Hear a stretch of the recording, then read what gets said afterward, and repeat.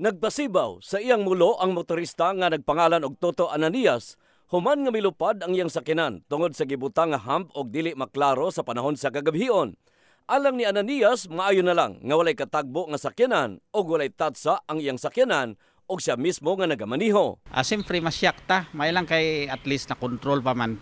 Pero kung may mga sakit ka siguro hindi na pwede, lalo na may mga heart attack ka. Medyo kusog akong dagan, 70 siguro.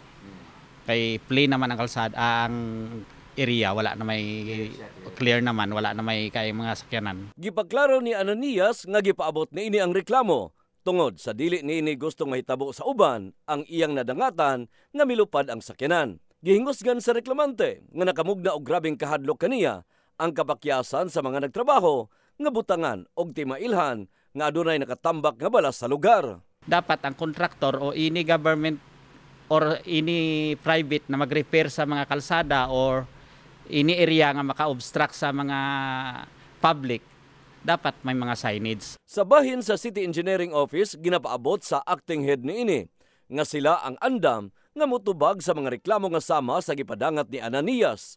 Alang ni Engineer Nonyesa, abli ang iyang buhatan alang sa mga gustong ipaabot nga mga reklamo aron nga dali usab nilang maaksyonan. Actually, gina-encourage po na itong mga tao no, kung may mga concern sama na ni.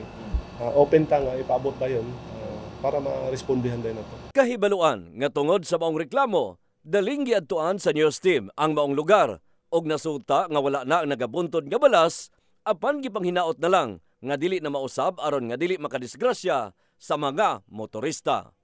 In the heart of changing lives, kini si Brigada Danny Kasi, Brigada News.